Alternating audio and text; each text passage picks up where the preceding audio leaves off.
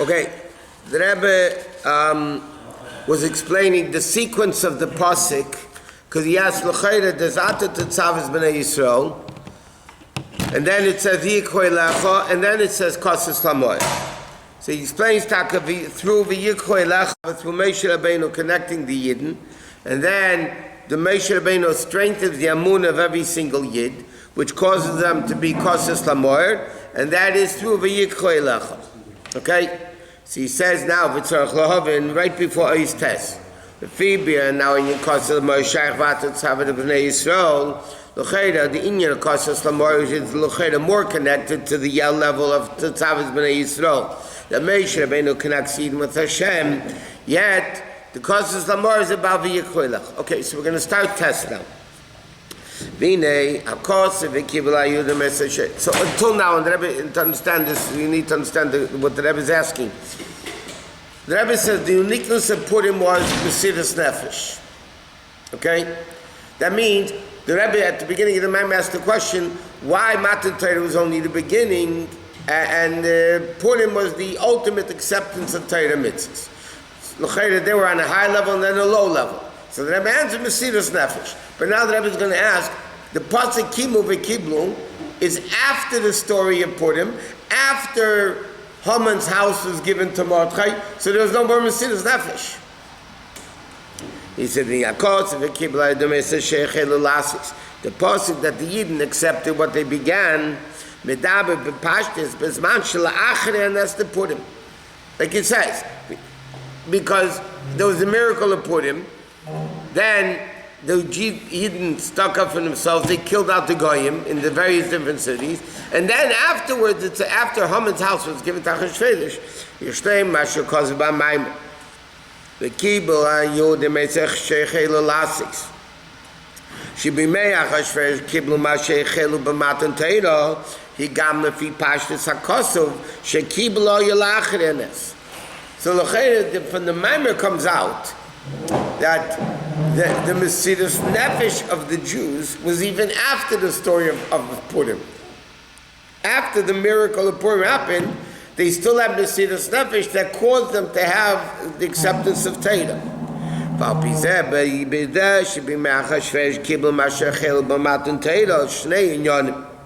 There's two aspects of it. Number one, there was the Kabbalah Shahaisa Bizman Hagzeda Aydei Mesiras Nefesh Shalahem.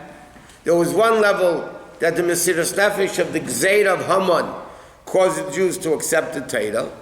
And secondly, V'Kabbalah Shahis L'Achre, and that's the Purim.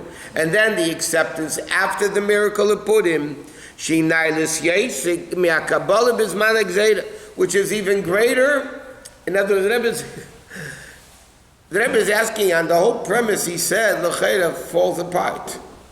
Because he's saying that what happened that caused them to accept Torah, it was Mesiras Nefesh, but that's not where the pasuk says V'Kiblu HaYehudim. V'Kiblu HaYehudim is a Sheichelu Lasis. The pasuk says after the whole miracle of Purim and after everything was great.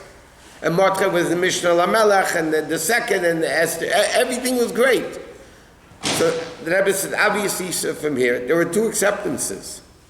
There was an acceptance at the time of Gzeirus Haman, Mesiras Nefesh, and then there was a second level of acceptance, which is post-miracle of Purim.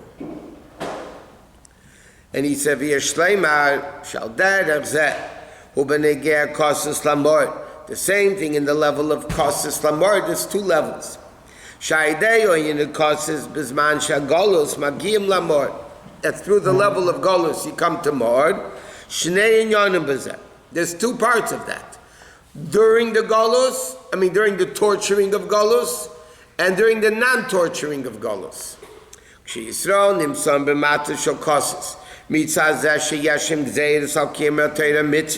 Like it was when the Friedrich Rebbe said the Maamar. And then you come to the level of more through Mesiras Nefesh. That's one inyan.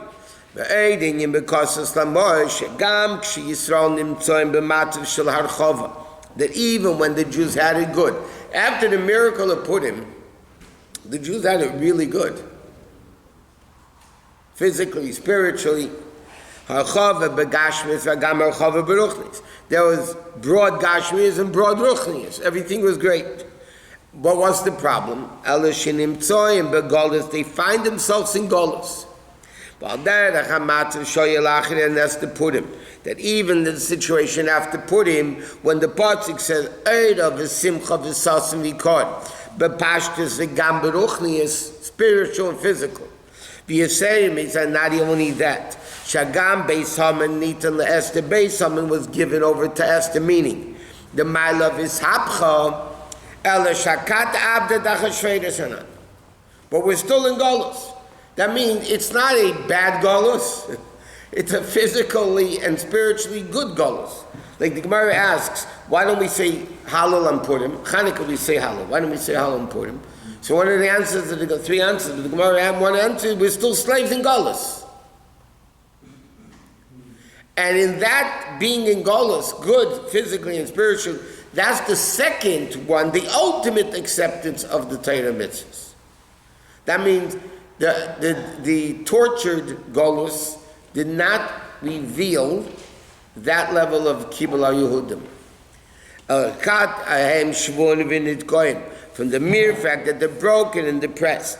Causes. From the mere fact they're in golus. So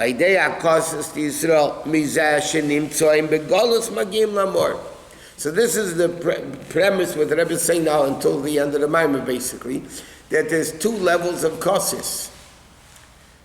Both reach Mar, but one reaches a higher level of Mar than the lower level. One level is when you're tortured, Mesiras Nefesh reaches Mar, and then there's a higher level that you reach to Mar from the mere fact of complacency in Golus. Which we are now. Yes. And what the Rebbe kept, so to speak, yelling and screaming about is, we're still in Golus.